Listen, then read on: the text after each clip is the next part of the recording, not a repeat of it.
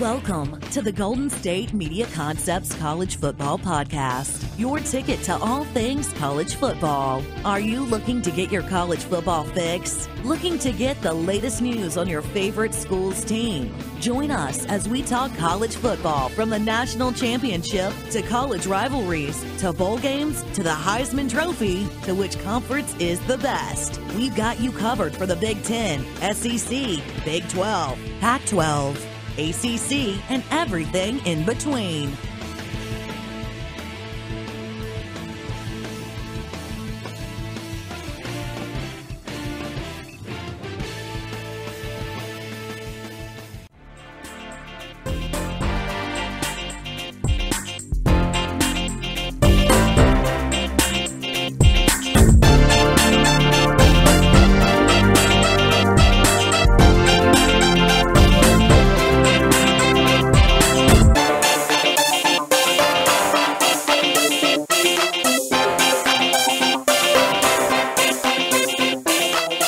What is up? Welcome into the GSMC Football Podcast. It is a Friday, and I am Tom Dougherty, your host, which means this is another college football edition of the GSMC Football Podcast, as we do every Monday, Wednesday, and Friday. Some more news to bring you from the cultural world. Just going to comment on some comments from coaches. We have some news out regarding Tua Tagovailoa. We have some stuff regarding the new QBs and some guys that are coming in and maybe following a model we've seen before. They're going to try and bring a program back to prominence, and we'll talk about that throughout the segment. So probably just go segment by segment here as you look at the top line and the title. Scott Frost is up there, number one. Scott Frost, we'll start with him in the first segment and then we'll go probably to the second segment, new quarterbacks, third segment, and then we'll bounce around a little bit in the fourth segment. But in this first one, I want to say, we talked a lot about the whole thing with UCF taking the fact that they went 13-0 and running with it and extrapolating it as the fact that they won a national championship magically and made rings and made banners and had a parade and everything, which is great. And good for them, and the fact that maybe this should lead us into thinking that we could have a deeper league or deeper playoff, more teams, cut down regular season games, get rid of these. There's a lot of contingencies. That's the problem, because with cutting down games in the regular season, you're probably the first ones to go are going to be these non-conference games. And whether you limit it to one or you have less divisional games, conference games, but some of these teams, depending on the year, will schedule a big school. Like I know we talked about it on Wednesday when the fact that Alabama will be playing Texas coming up in 2022 and 23. They're going to have a home and home series. These things get scheduled way out in advance, obviously, and we also have teams that are going to be playing Akron or playing Toledo. Well, those are just Ohio schools that I'm just thinking off the top of my head, or playing East Carolina or something like that. So, some teams are playing like Mercer or whatever, but that's what they play to start the season off, and they pay money to those programs, and so those programs can get all their funding by being basically doormats for these big programs to walk on and to get some reps to start off their season, a win to start off their season. So whether those are going to have to go by the wayside, it's going to be leading into the new age of getting more of these big non-conference games like the Texases and the Alabamas. I know there's a couple teams though that play a non-conference game, like Notre Dame plays USC and Stanford every year, regardless of you're going to go. This USC, it's a big point for them. As a selling point is for recruiting is the fact that that's why they get a lot of California kids, is because they're either going to go to Stanford or they're going to go to Los Angeles for Thanksgiving every year and play either USC or Stanford. So I think last year they went to Stanford. I can't remember, or maybe the year before. But They alternate every year, so it's a big selling point for them. So that to figure out how the Stanford and USC schedule gets mixed around, if they just play the all-conference games and they just play USC as their one non-conference game, that's how you're going to get more teams. I mean, it's all leading to get more teams into the college football playoff without adding more games to the schedule. I mean, how many games? Alabama played 12 regular season games. They played their Alabama didn't play in the conference title game, so they actually got a reprieve there. Georgia won't play. That's a better example. Georgia played all of their conference games. I mean, all their regular season 12. They played the SEC title game. It's 13. They played the first game of the CFP against Oklahoma. That's 14. And they played against Alabama. That's 15 games. So 15 games is the max right now. And that's with 4 teams. So if you make it to the college football playoff final, you're playing 15 games. Alabama played 14 because they did not play in their title game. So if you make it to the final and you played in your conference title game, that's max is 15 games. And in order to get that down and to get maybe a team like UCF in there, I guess. I mean, but what did they finish? They finished, I mean, the max, I think they're not going to go more than 8 teams in a playoff. They're not going to go more than 8 teams in a playoff. I mean, I haven't even got to the whole topic of what Scott Frost is talking about. Basically, been ranting about the fact that they need to expand the CFP teams in order to get these teams to shut up, basically, or I don't know, Saban's comments. I talked about them on Wednesday. The fact that this is exactly what Scott Frost is kind of touching on here. Obviously, he's very happy that they win the Peach Bowl. They get their undefeated season. Scott Frost said last year he eventually does leave. He did leave for. They did leave for Nebraska right after that, or already was going to leaving for Nebraska. But, I mean, Scott Frost, in response to what Nick Saban said earlier this week, when Nick Saban said that, they could do basically whatever they want. Everybody has the ability to call themselves whatever they want, but, I mean, there's a difference between earning something and just putting a title on yourself. So Scott Frost responded by saying, quote, this was to KETV. Frost said that Alabama probably has 1 or 2 national championships they claim that weren't necessarily recognized by everybody. I mean, I don't really know what he was talking about there. I know that Michael Wilbon and Tony Kornheiser had their whole talk about it on PTI yesterday, but this is really interesting how these coaches are kind of just going back and forth, and the fact that I mean, they said not all these titles. I mean, Alabama has 17 national titles that they've claimed, and not all of them are quote unquote. What did he say? Recognized by everybody. So I mean, I don't know what he meant there. Whether it's the fact that the BCS, or is that a comment on the BCS? Because I mean, they've won 2 national championships now through this playoff, and they've also won them without the playoff. So what's he's really getting at here? I know that Saban, he was quoted in saying, I said, self-proclaimed is not the same as actually earning it. So that's very true. I don't really know what Frost is talking about when he's bringing up things regarding Alabama self-proclaiming themselves as champions. I mean, it's a whole other argument whether you think they should have been should have been in the college football playoff last year after not even winning their conference. But they were an at-large team. They're a team that had the talent in order to get in there, even though they didn't win their conference. They lost to Auburn. Didn't get into that SEC championship game, but they came out. They put an absolute beatdown on Clemson, a good Clemson team, the number one team in the nation, and then they come back and beat Georgia trailing, and they beat them in the last play of the game. So, I mean, Alabama, obviously, they did reach the 17 titles, but I mean, I don't really get what Scott Frost is really doing. I mean, they've only Saban in his time there, they've only had one team that's been undefeated that won a title. They play in a championship game every year. There's not like they don't play in a national championship game. It's just like, they were the number 1 seed at the end of the year, they win. I mean, that's kind of what they did at the past. There wasn't really a quote unquote national championship game. You'd basically get your invite of what bowl to go to, and if you won that bowl and you stayed undefeated, then you'd be voted as the number one team in the nation. You'd win the national championship. They would basically create a national championship game with these bowl invitations. They wouldn't it would still be called the Orange Bowl, or it'd be called the Rose Bowl or Sugar Bowl, whatever it may be.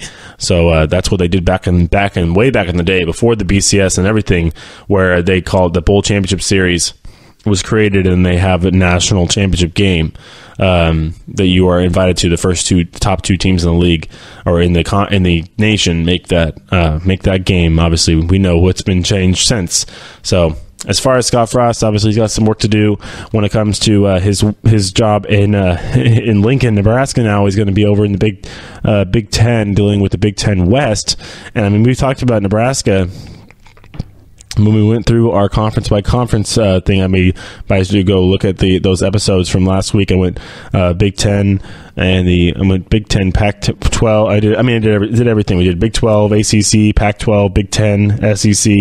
I think I did ACC and Big 10 at the same time because I wanted to go coast to coast. But looking at Nebraska and their schedule for this season, I think Scott Frost has got some bigger things to worry about coming up through the season. He's got to figure out, obviously, the quarterback situation there at Nebraska. I mean, they got, speaking of Akron, they play Akron to start the season. They go home against Akron, home against Nebraska, home against Colorado, that is, and then home against Troy. So a couple of cupcake games.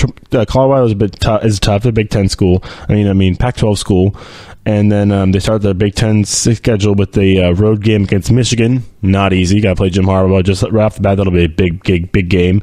Then you got home against Purdue. You go to Washington. To go to Wisconsin, that is, against Paul Chryst, the defending division champions in your division, the West. That'll be a big game. If they get that one, they have a chance to win the division. That's a road game. They play again on the road against Northwestern. So you have two road games against the two top teams in the division last year. Both your road games to start off the season, other than Michigan, are against the two top teams in your division. So, yeah, I think Scott Frost, you got a little more to worry about than what Nick Saban has to say about your former employer, your former program that you're not even coaching anymore. I mean, you left them. You could have stayed there. And actually, do you think that it would have been, honestly, I would have left as well. I'm not saying you should have stayed there. He said he could have stayed there if he wanted to, but he shouldn't have. He made the right decision for sure to go to a team where, if you're 13-0 with Nebraska, you probably have a chance to get into the college football playoff because it's Nebraska. It's just different. It's just a different program. It's a different conference. You'd win the conference, obviously, even if you probably were 12-1 with a win in the Big Ten championship game, you'd have a chance to get into the CFP. And especially with this season, their strength of schedule is insane. Look at this schedule. Their road games. I think I probably ranted about this a lot in the show when I did the Big Ten. This is crazy. They have road games. Talk about a tough schedule to start off your career at a school. This could go badly for Scott Frost very quickly. They have their road games this year at Michigan, at Wisconsin, at Northwestern, at Ohio State, at Iowa. Their only real good home game. All their home games, though, are against teams they should beat. Purdue, Minnesota, Illinois, Michigan State. That'll be a good game. It'll be a tough game. It's November 17th. Second to last. That's their last home game. That'll be senior day in Nebraska. So before they go play Iowa on the road, but to finish off the year. Scott Frost, you got bigger things to worry about. I don't really get why you are all butthurt about the fact that Nick Saban is making comments about your school that is really Nick Saban's not wrong at all. I don't know if you're wrong or not. I can go look in the record books and see really if there's one or two why you're saying one or two different championships that were not recognized by everybody. How was it not recognized by everybody? This year, if anything, this year may have some sort of notion because you think they shouldn't even got into the college football playoff to begin with, but they did. They beat the number one team in the nation, avenged their loss in the year before, and then they went and beat a very, very, very, very, very talented Georgia team. Very talented Georgia. Obviously, they almost lost to Georgia. I thought that They honestly, I thought that the Alabama would win that game going away with what was this line, 3 points or something like that. But they had to, or 6 points. They had to win that game in the last play. I mean, we all saw it. We all saw the walk-off touchdown. They win the game in the last play. So Scott Frost, obviously, Alabama earned this one this year. I don't know. We'll go look back in the day and see what's the deal here with Alabama and their 1 to 2 titles that aren't recognized by everybody. Maybe the Bear Bryant back in. Weirdo. Go deal with the 5 tough road games you have this season. I just said them all. Michigan, Wisconsin, Northwestern, Ohio State, Iowa. You got all those teams on the road. All very good programs. Go win a couple of those games in your first season there in the Big Ten. So we'll see what you can do come this fall. All right. We'll come back with some thoughts. There's news out. Tua Tagovailoa. I don't want to bring it out too soon, but he may not have been in the Crimson Tide uniform. We don't know. We'll see it. We'll talk about it when we come back.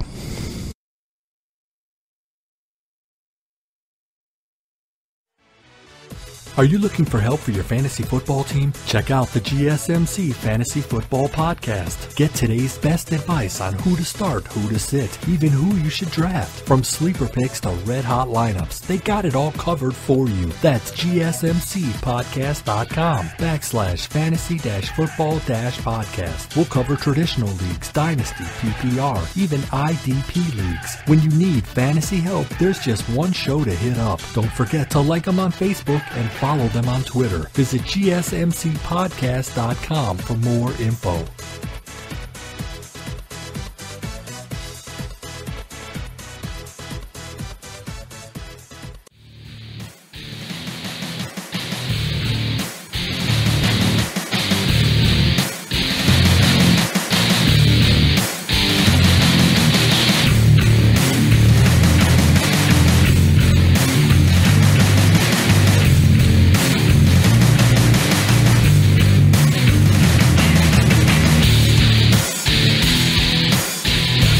All right, welcome back here, GSMC Football Podcast, the college football edition of this show today. As we have some news out today that Tua Tagovailoa actually was considering transferring before that game against Georgia. He was said he would have transferred. He is saying now, there's reports that he would have transferred from Alabama if Nick Saban had not decided to put him in against that game against Georgia. So whether he probably thought that Jalen Hurts would have gotten a chance. Well, if Jalen Hurts had won that game for them, obviously Jalen Hurts would have been the starter for them coming in to this season. But right now, obviously that did not happen. Obviously Tua won that game for them in the last play, got them back in the game throughout that the whole second half. But then now is going to be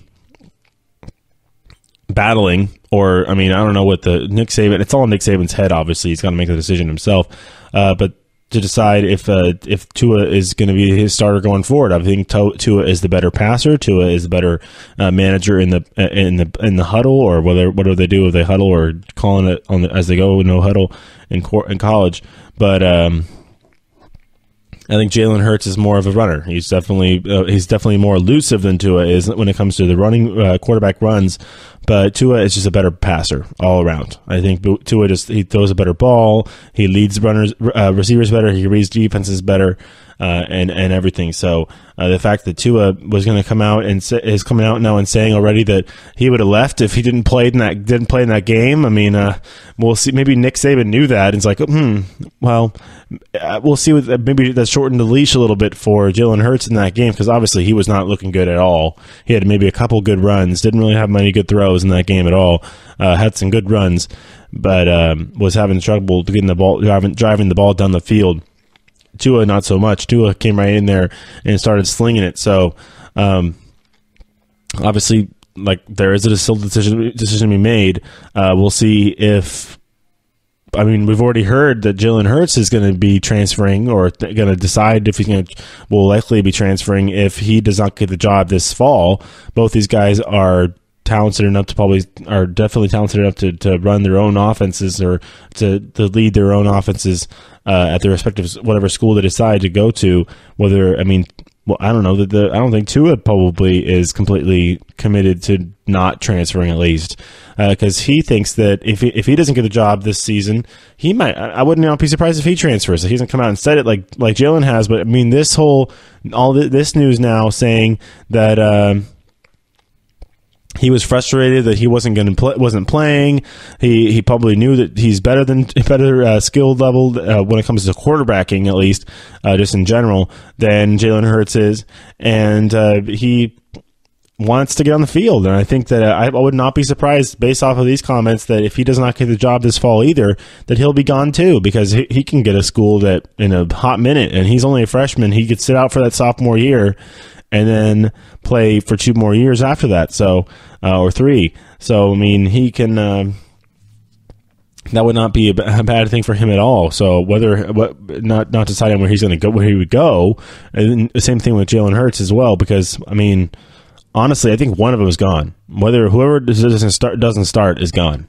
Honestly, the fact that Tua coming out and saying that if he didn't play in the national championship game after not playing all year, and if he didn't play against Georgia, he would have left. If he doesn't play this season at all after what he did in that game, he's gone. If he was going to be like, oh, I only played X amount of snaps, or I don't think he played probably like 15, 20 snaps in the regular season in garbage time because he wasn't the starter. Or if there was ever a time where Jalen Hurts was dinged up and couldn't play during parts of games, but Tua came in, had nice stats during that his time, but then was on didn't play against Clemson, or maybe at the end of the game he did play against Clemson. That was a blowout.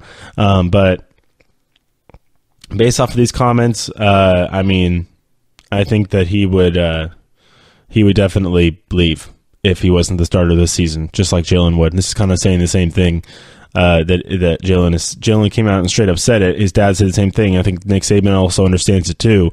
The fact that these guys want to play, and the fact that if they don't get a chance to play, they're not afraid of moving on.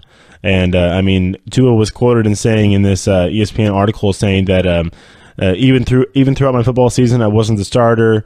I wanted to leave. I wanted to leave the school, so I told myself if I didn't play in the last game, which was a national championship game, I would transfer out. If I gave in, I don't think I would have seen the end blessing of where I am now. So I don't know what he means by if I gave in. Would I gave in to the program or gave in to whatever? I mean, it's kind of weird. That's weird. I know that Lane Kiffin had his thoughts. Obviously, Lane Kiffin down at he's in Florida, coaching for that school in Florida. So he or what is it? UAA. I'll think of it. Florida Atlantic, FAU. There we go. I knew there's a U in there. FAU, Florida Atlantic. But he came out and said a similar thing. He was on the Dan Patrick show and said that really know what's going on would tell you that Tua was leaving if he hadn't played and played well in the game. So yeah, I mean, yeah, he wanted to get on the field. Obviously, he's still a freshman. I mean, there's an order to things, but I guess obviously with all these, there's so many options out there. If you're not really dead set on playing in Alabama, but you want to play. If getting on the field is more important than playing for Alabama, then obviously you could find a different place to go and you'll get on the field for sure. And I think Jalen Hurts is starting to figure that out as well, as he's getting to a point here where he'll likely. I mean, honestly, I think Tua won the job back when he won that game. I think it's kind of the competition's already kind of over in my mind. I think Tua won that job. Obviously, he's got to stay healthy, but I think he definitely won that. Should be thought as the number one job when he gets a choice. When it comes to the choice there. So, I mean, it's just kind of weird how it's working. As far as going back a little bit from that first segment, I was everything's kind of just, it's all mumbo jumbo. I think that we still obviously have to wait and seeing what it's saying here, obviously. So, I mean, I know that now I want to kind of go back what we were talking about before with the whole Scott Frost stuff and talk about this, kind of pettiness versus, I mean, the Alabama UCF. The fact that now, I mean, honestly, UCF can do whatever they want. You have to give UCF a pass. I can't stop talking about this because it's hilarious. Seeing a school with a pedigree like Alabama lower themselves. I mean, no offense to UCF. Yes, Blake Bortles is fine. That's probably your best guy. He got to a AFC Championship game. Probably should have won that game. Tom Brady does not complete a 4th and 18. But this is pretty funny. The fact that you have UCF, a school that I think they didn't win a game one year and they came back and went undefeated the next year. So obviously they have a big beef starting. So this whole timeline, this whole order of things that happen, obviously ending with the coaches finally getting involved and having to have their comments. I don't know what the deal with Nick Saban is. I mean, I think Nick Saban's not wrong, but he didn't really have to say what he said. He's Alabama. He just go sit in your ivory tower, Nick, and be the coach of Alabama, be the best recruiter in the world, do whatever you want. The coach that isn't even there anymore. But looking through, I mean, obviously UCF beats Auburn actually in that Chick-fil-A Bowl. So that's why they think. I mean, that's a big deal. The fact that they beat Auburn because Auburn beat Alabama. So they think the transitive property works in sports, which it absolutely does not. It absolutely does not work in sports. It does not work that way. It's called Any Given Sunday or Any Given Saturday. There's a movie about it too. I mean, the transitive property does not work in sports. People trying to do it all the time. Oh, you beat them and we beat them, so we're better than them. Okay, that doesn't make any sense. Yeah, so UCF says, oh, we beat Auburn, and Auburn beat Alabama in the Iron Bowl. But okay, transitive property again. Georgia beat Auburn in the national championship game, or in the SEC championship game. Then Alabama just beat Georgia. So does that even things out for you, transitive property people? Obviously, right after that happened, UCF beat Auburn. Obviously, it was before the national championship game. Anyways, it was on January 1st. The Chick-fil-A Peach Bowl was, and UCF beat Auburn 34-27. The athletic director, Danny White, comes out and says, national champs, undefeated. Doesn't even miss a beat on that, obviously. He did not miss a beat. They come out with a picture with the national champions, a picture with Shaquem Griffin holding up the Chick-fil-A Peach Bowl trophy, perfection achieved, all that stuff. Obviously, there was interviews. I mean, the national championship game wasn't even until January 6th, so there was a whole 5-day period where UCF could basically go and say whatever they wanted. There was reports out, obviously, saying that they were going to be raising this banner, having a parade, and everything. And it's pretty funny. They were really calling out, and kind of just like, I just feel like it's like a little kid grabbing onto his dad's leg. UCF's obviously the kid, Alabama's the dad in the leg. They're just holding on for dear life. It's like, I'm here. You can try and walk with me on your leg. I'm a big lump. And they had about 5 days to really hold on and do what they want and get their grip hold on it and create this whole narrative that's lasted 5 months now. And it's finally coming to fruition with coaches getting involved this week and saying what they have to say 5 months later. So obviously UCF doing what they wanted to do. Alabama wins the national championship on January 6th, and all the quotes come out after that. Nick Saban didn't really give UCF at that time. He kind of did the right thing and was focusing on his own team, and didn't really give the UCF team any due diligence or anything until this week, obviously, when he came out and doubled down basically on what he was saying before, saying that they could do whatever they want. They didn't earn anything though. Of course, UCF comes out and has a championship parade. I mean, UCF is Central Florida. Why don't you look up and see where UCF is? Where is the University of Central Florida? Is it near Orlando? You think it's near Orlando? Because I could bet you it's either in Orlando or it's near Orlando. Because it's in Orlando. Look at that. They had a parade in their backyard at Walt Disney World. I mean, shocker. So UCF had the parade the day after Alabama wins the national championship. UCF has their championship parade with all these guys. Obviously, Shaquem Griffin's a great story, but they, of course, they think that they can go beat Alabama because of the transitive property, even though there's more stuff involved.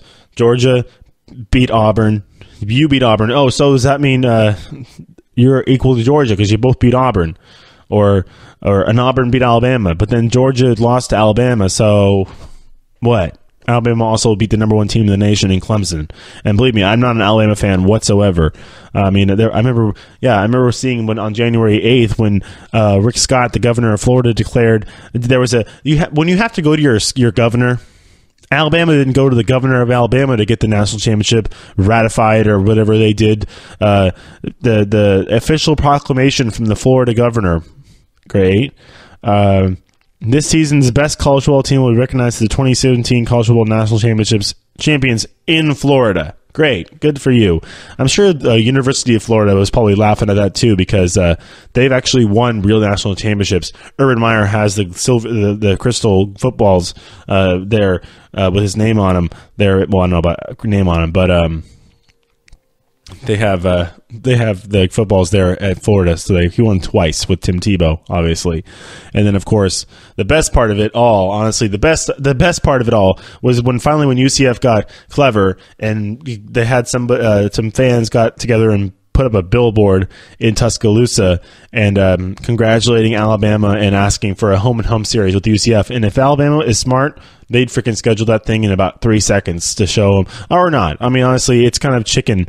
I mean, you're playing chicken with them. So either you schedule it with them and you beat them down twice, or I mean, you're obviously getting an opportunity. You might play right into their hand. I think you could go in there and show them what you got. So if you're Alabama, I mean, I don't know about shying away from things, but it's decisions there. Obviously, they decided to schedule that home and home with the University of Texas, which is probably a little better press and a little better hubbub, a little better media coverage for that game in about 4 years from now. All right, we'll come back in the next segment. We're going to do some talk on the new quarterback. I know there's a quarterback at Baylor that's going to shake things up, so we'll talk about that when we come back.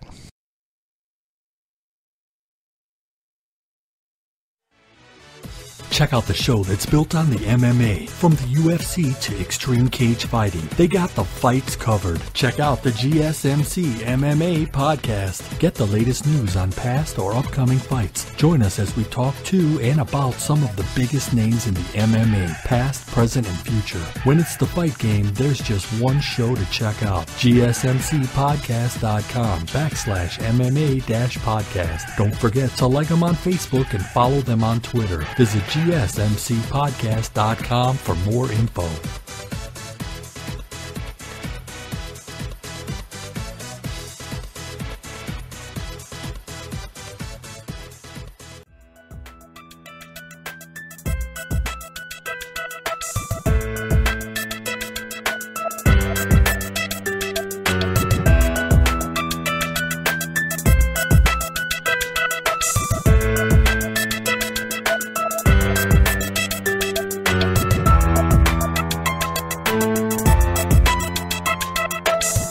Welcome back to GSMC Football Podcast, the college football edition. I have been Tom Dougherty, your host, as we get into the second half of the show today with the third segment, talking about the new quarterback at Baylor. And they call him the Mayfield model. This is Charlie Brewer coming in to be the quarterback at Baylor. And I just want to,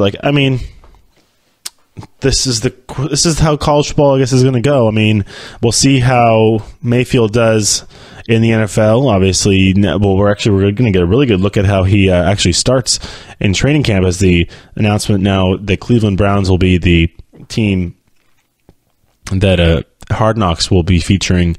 The Hard Knocks on HBO. Definitely be watching that coming up this summer over during the training camp. So that's going to be pretty fun seeing that. But as far as these quarterbacks in college, I mean, obviously there are some prototypes coming out. Some more NFL guys. We had a lot of. Obviously, this was a great quarterback draft in the past. I don't know if Baker was the best quarterback. He may have been the best accurate quarterback just in general. I don't know about talent, about size and just talent when it comes to that, but obviously we need to see what the deal is when it comes to when it comes to these smaller quarterbacks, obviously, and these guys that like to run around. Obviously, we had the Johnny Manziel, Baker Mayfield comparisons. I think those were a little misfounded, or a lot misguided, as you should say. There's some people who are like, oh, if people who compare Johnny Manziel to Baker Mayfield, A, haven't watched some football, B, haven't watched Baker Mayfield's tape, and C, haven't talked to Baker Mayfield ever in their life. And I mean, that's probably. I mean, that's mostly true. Probably. I don't know. I'm going to get into this stuff with Charlie Brewer in just a second, but I just wanted to comment on the fact that, I mean, there is a prototype. There is a type of quarterback we like to see in the NFL. Is like quarterback we like to see translate from college to the NFL. Josh Rosen, Sam Darnold, even Josh Allen were those prototypes. Baker Mayfield was a little bit shorter, but he obviously does have the skill set and was the first pick for a reason. Obviously, really impressed John Dorsey enough to use his first pick on him. So when he had the pick of the litter, as pretty much, I think he might end up regretting that. I think Josh Rosen might single-handedly go make him regret that by trying to torch him this season. But I mean, I don't know who. Let's maybe looking at the quickly. Just I mean, I know it's a college football show, but we're trying to compare here and look at these quarterbacks in college and how they're translating to the NFL. We'll see as we look at the Cleveland Browns. I'm going to look at their schedule really quick for Baker Mayfield, because I bet you he's going to be the starter. Don't tell me that they're going to... I mean, they pick him first overall. We'll see how he goes through. Obviously, he's going to be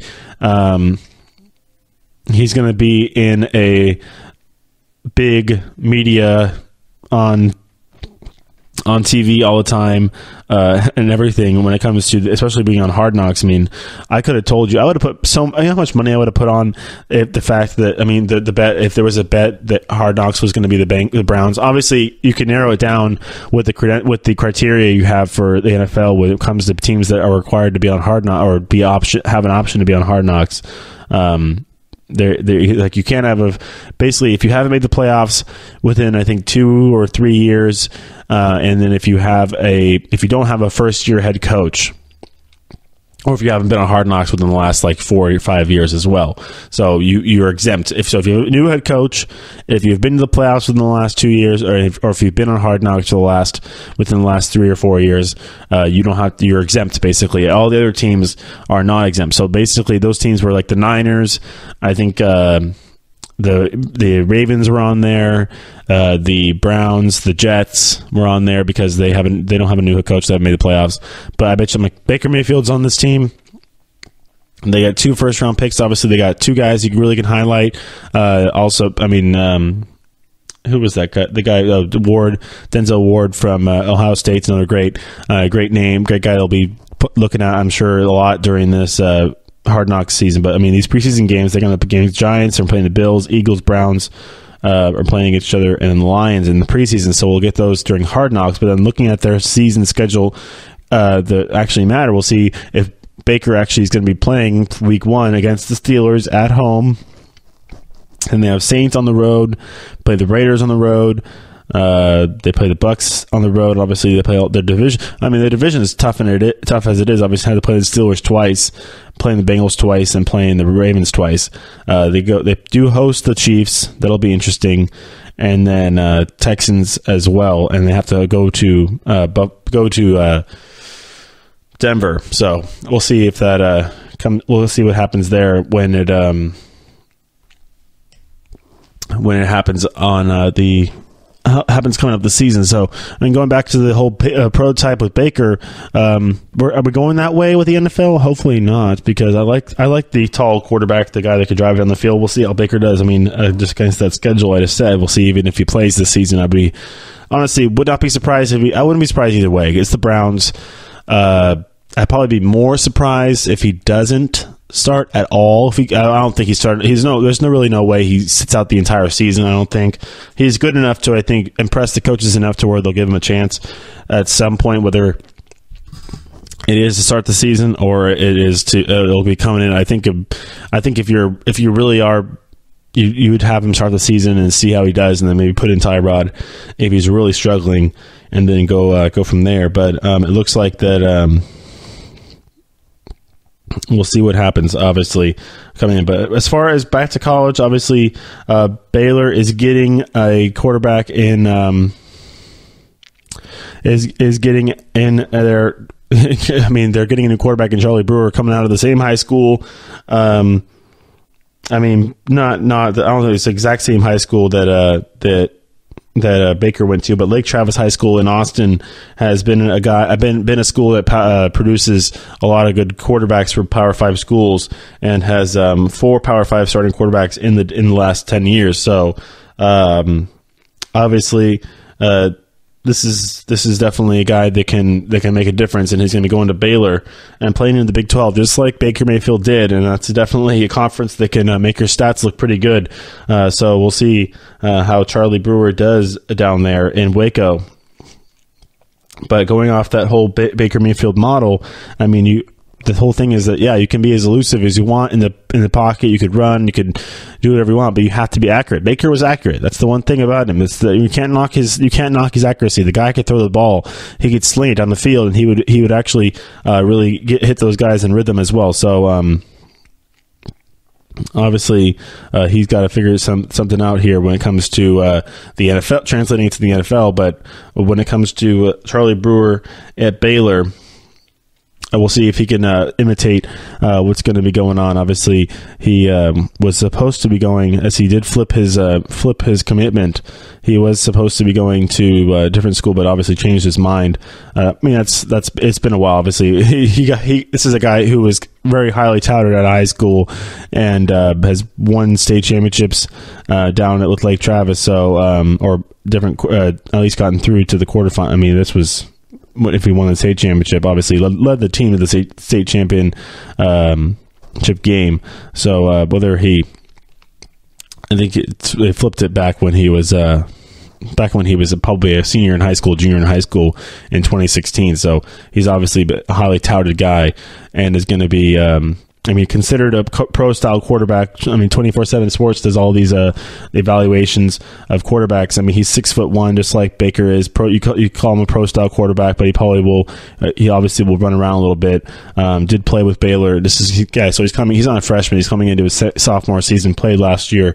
Did start one game through 5 touchdowns, was 51 for 76. I mean, pretty good with completions to attempts. So 67% completion percentage. But with Baylor, obviously, you saw Bryce Petty down there do really well. Obviously, Robert Griffin III, who's talented, won a Heisman Trophy. You can get some good weapons if you can get some good receiving weapons, and then with the way that offense is created, the spread offense there.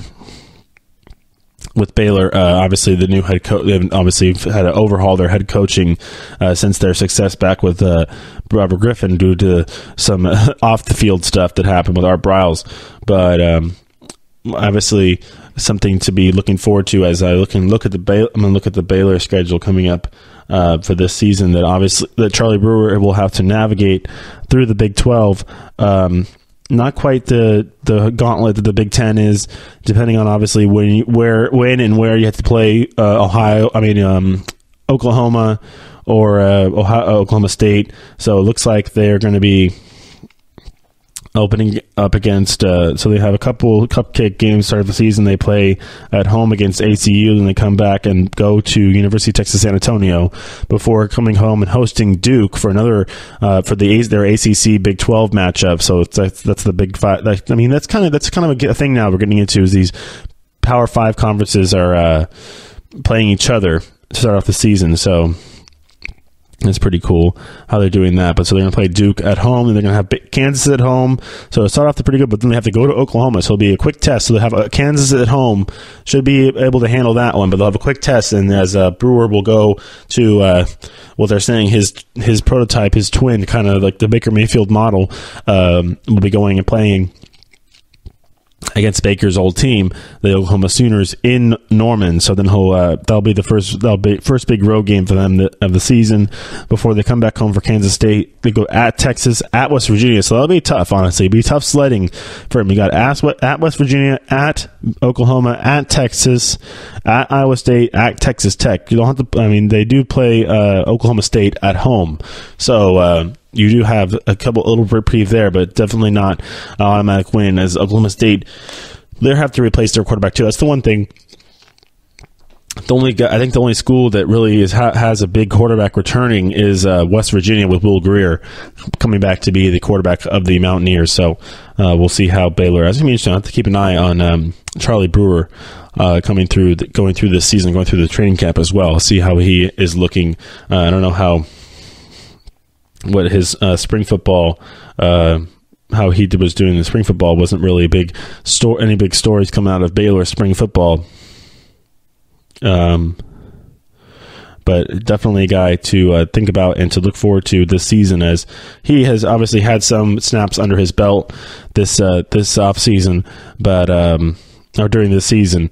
But he looks like he was having a bit of some injury issues, but was able to get through and be cleared for spring practice, and was cleared to do all drills, as he was having a little shoulder injury, but is doing all right. Obviously, did doing his freshman year, but all rehabbed up and looks to get going for this season. All right, we'll come back with probably maybe a little more talk on Mr. Brewer, Charlie Brewer down there at Baylor, or kind of bounce around college football news, as we're going to finish up this week with the last segment today. So stay tuned. We'll be right back.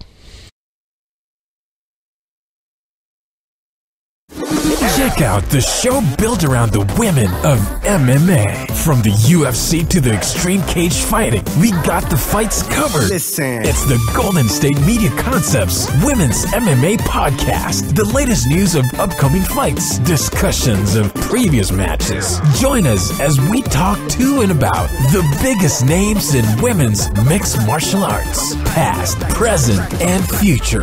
When it's the women's fight game, you know where to listen to. The Golden State Media Concepts Women's MMA Podcast.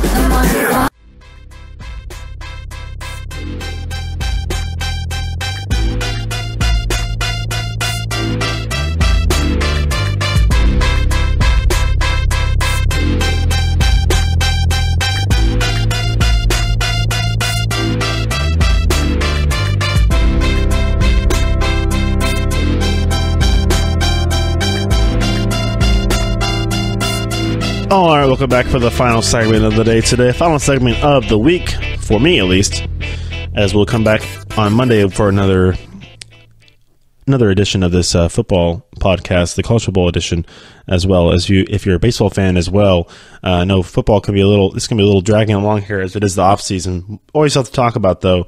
But if you're a baseball fan as well, I do a baseball show. I do record it right before this show on Mondays, Wednesdays, and Fridays as well. That's a little more interesting, maybe, because of the fact that there's actually games going on and stuff to talk about at all times. So we'll get into that. Maybe if you want to go, get into that now. Go over to the baseball podcast after you're done listening to me today. So GSMC Baseball Podcast. All right. So just let me play a shortened segment today. Finish it off, as there's not much to bring up, as we kind of touched on everything through college football. I know there's some news of a transfer. Blake Barnett, who was actually a guy who went to Alabama and started at Alabama, did transfer over to Arizona State and then graduated, and then now has enrolled at Florida. Has enrolled now at South Florida. So this is a guy who's kind of bounced around. He's going to play obviously for the Bulls this season because of this the rule that you can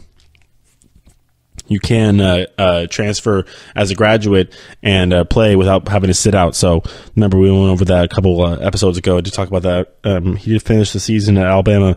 He did get a few snaps, went 11 for 19 for 219 yards and 2 touchdowns.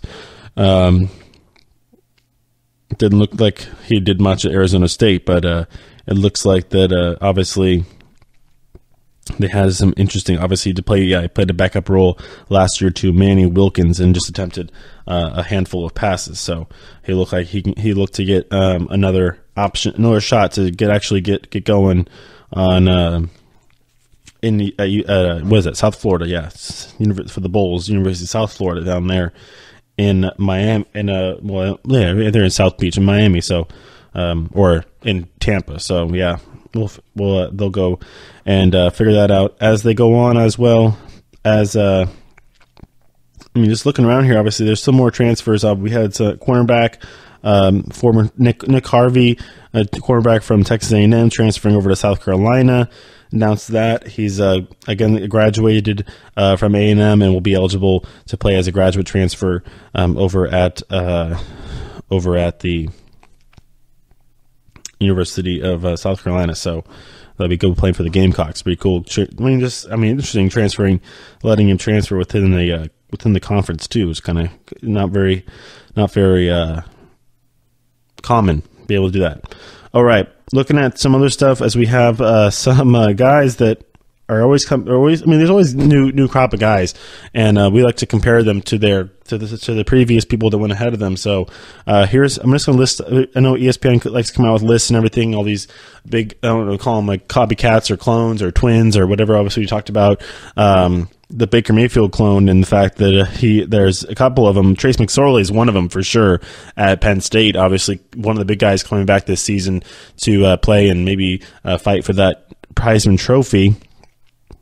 As well as Oregon, there's definitely they have a quarterback named Justin Herbert. He's a guy who you'll see a lot of the Sam Darnold talent, Sam Darnold pieces in him. Obviously, it's not going to make the scouts really turn their heads or really fall in love with him. Kind of the thing with Darnold was kind of like, B+ at everything. He can do everything, but he's not really amazing at everything. And they both were. These guys are pretty interesting. The fact that Darnold was a little bit shorter. Herbert's 6'6", Darnold only 6'3", 6'4". Both guys were three-sport athletes in high school. And they actually have very similar stats in college as well. So it's pretty interesting how that works. Will Grier, obviously, is a guy I've talked about a lot on this show. He is kind of that Mason Rudolph makeup, big, tall, stand in the pocket, throw the ball down the field. Needs to work on accuracy a little bit more, but could also put up some big numbers this season. We've looked at West Virginia's. I think we looked at West Virginia's schedule back when we did the Big 12. Obviously, playing the Big 12 is going to help, as always it does with quarterbacks. Will Grier should put up some big numbers this season, as he did throw for just shy of 3,500 yards and 34 touchdowns last season. That was in 10 games that he played while healthy. So, looking at West Virginia's schedule for this season, they play at Tennessee with the SEC Big 12 matchup. Then they play Youngstown State before going to NC State with so they have a couple different Power 5 conference crossovers before they start their Big 12 schedule, where they play home against Kansas State, should torch them. Texas Tech on the road, that'll be a high-scoring shootout. Kansas at home, torch them. Iowa State, that'll be a good game. Baylor, that'll be a fun game to watch. As I talked about, remember, Baylor has to travel to West Virginia, to Morgantown to play them that's on October 25th. They play at Texas. West Virginia does at Texas before they come home for TCU. That'll be a fun game. Kenny Hill and Will Grier before they go to Oklahoma State. And then finishing up with 2 Oklahoma teams, so they get to gear up and get ready for those Oklahoma. So hopefully everybody stays healthy for those 2 Oklahoma games. They play at Oklahoma State in Stillwater, and before they go back home and host West Virginia. Moving off the quarterbacks, there is definitely a Saquon Barkley comparison out there this year, a guy who could be fighting for the Heisman Trophy, if they can get back into that running back name. As Bryce Love at Stanford, if he can stay healthy, the guy, this was a guy who would come in, come out last year because he was nursing some leg injuries, but it's definitely a guy who can make a difference. It's definitely a big home run hitter, just like Saquon Barkley at Bryce Love at Stanford. Some more guys, Myles Gaskin at Washington. Very similar to Sony Michel, elusive, smaller running back. There's a couple of guys with the acronyms. DJ Moore was the guy that actually was the first quarterback. I think he was the first receiver taken this year by the Panthers, 24th pick overall. A.J. Brown at Ole Miss is can be comparison, very similar. Joey Bosa's brother, Nick Bosa, is at Ohio State, and he's a defensive end, and he's actually drawn a lot of comparisons to Bradley Chubb. Maybe a guy who could even be compared to his own brother. Clearly, obviously, Joey was picked with the 3rd pick overall in 2016. Bradley Chubb picked 5th overall this year, so which was actually kind of surprising. As many thought that he was going to go 4th to the Browns when he dropped to them. All right. Yeah, I mean, there's a couple other guys. Obviously, there's still guys like Ed Oliver at Houston. He's very similar to Jerome Payne. Their defensive tackle, big guy in the middle, can really bust through that line. Same thing with Dexter Lawrence, who can be compared to Vita Vea. I mean, these guys are all big defensive linemen, just like to gobble up running backs and play go rush the passer. Same thing. All those guys. I want to see what Vita Vea can do. The guy from Washington, Jerome Payne, also a big guy. Obviously, you saw him in the college football playoff, just wrecking offensive lines for Alabama. We'll see what Ed Oliver can do. Both those guys. Dexter Lawrence, also a big guy. I was talking about there, staying with Christian Wilkins there at Clemson. Those two young guys, Dexter Lawrence being one of them. There on the line for Clemson. Then one more in the secondary is Greedy. His name is Greedy Williams. What's a better name for a cornerback than Greedy Williams? He's greedy. He wants the football. He's ball hawk. And Jair Alexander was the first round pick for the Packers. So that's the guy we can compare him to. Greedy out there for LSU can maybe get greedy and go get some interceptions. All right, that'll wrap it up for the show today. We're going to cut it short just a tad as I've run out of time. No, it's okay. We're always here to talk football, but just we're going to wrap it up for the show today. Let the weekend happen. Get some more stuff coming out for us to talk about on Monday, and then we'll do that when we come back Monday morning, and you guys can listen. Like I said, if you're also baseball fans out there across the nation, baseball is going on right now. It's in full swing. So go over and listen to the baseball show and GSMC Baseball Podcast as well. So thanks for listening today, and everybody have a good weekend. We'll see you on Monday. Bye. You've been listening to the Golden State Media Concepts Football Podcast, part of the Golden State Media Concepts Podcast Network. You can find this show and others like it at www.gsmcpodcast.com. Download our podcast on iTunes, Stitcher, SoundCloud, and Google Play. Just type in GSMC to find all the shows from the Golden State Media Concepts Podcast Network, from movies to music, from sports to entertainment, and even weird news. You can also follow us on Twitter and on Facebook. Thank you, and we hope you have enjoyed today's program.